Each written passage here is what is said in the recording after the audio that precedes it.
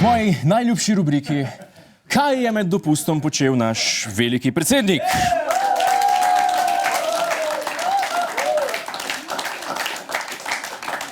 Vi ste mogoče lovili kožnega raka v Istri, a umetnik ni počival.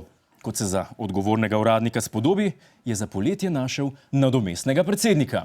Ti boš začasni predsednik. Bravo. Kako tebi? Matic, izvoli Matic. Matic se razglaša za začasnega predsednika. On je zdaj nevede predsednik. To je bila dejansko prva pametna Pahorjeva poteza do zdaj.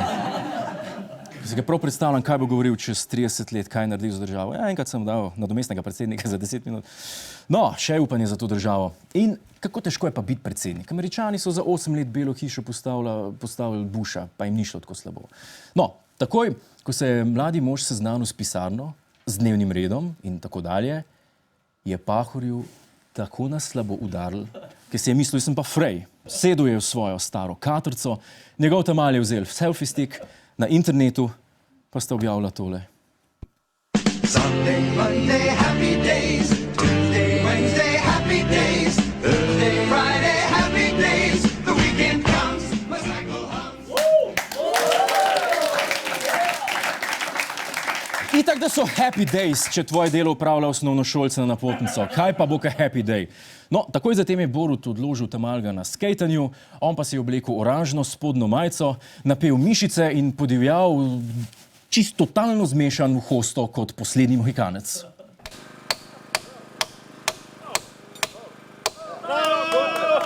Kje smo bili zdaj 10 dni? Ja, kje je bil 10 dni? Kje je bil 10 dni, vprašaš? Po Guinnessovi knjigi je brskal, ki hoče premagati tistega, ki ima trenutno rekord za število neumnosti na predsednika. Ali pa študiral teorijo relativnosti, ker se zaveda, da je lahko istočasno predsednik in bedak. A Borut ni bil skromen. Ne. Ne gre samo za to, da so tukaj danes tudi s pomočjo, skromno pomočjo župana in z veliko pomočjo mene, naredili ta most. Ja, Pahor, to bo to. Arbitraža, begunci, gospodarstvo. Kaj boš naredil za vse to? Za začetek bom zabil tale žebelj. To bo pomagalo. Je pa en od njegovih začasnih sodelavcev pohvalil njegovo spretnost z rokami. Predsednik je že marsikaj v rokah, torej kakšnega dela se lotil in verjamem, da ste kar spretni, kar se... Ja, Borut je že marsikaj v rokah držal in mislim, da njegov dosedanji mandat zelo lepo kaže, kaj je držal v rokah. Ok, Borut po trdem delu potrebuje tudi malo sprostitve.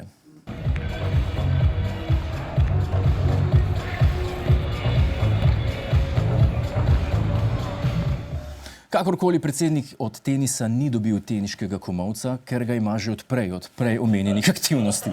In kakorkoli, poletje se je končalo in nadomestni predsednik se je moral vrniti v šolo. Zato je bil Borut pri posebnem možakarju, ki je ravnokar praznoval 108 let. Ne, hvala.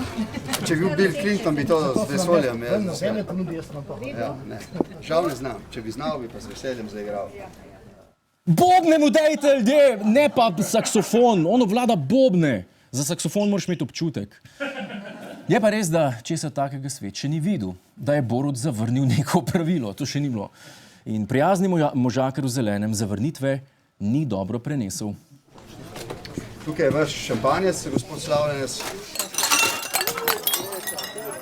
Jaz mislim, da se boste še poročali, veste? A si videl, Borut? Kaj si naredil?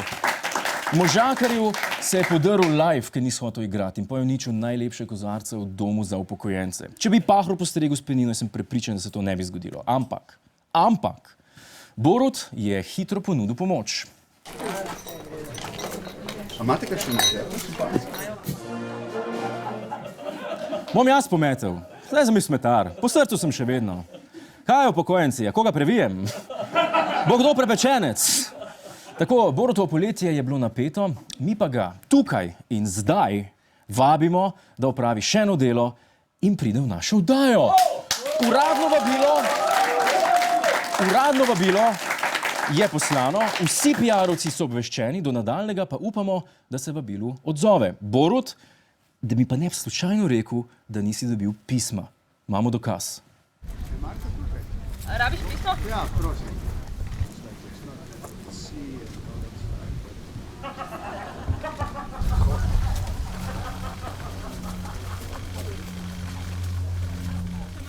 Ja, se vi zavedate, kako težko je v ta studio privleči eksotično žival? A se vi zavedate, da je smenčil se?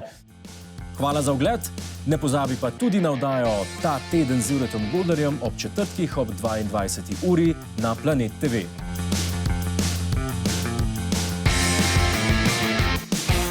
Hej tujec, polajkaj nas na Facebooku, posledi nas na Twitterju in naroči se na naš YouTube kanal.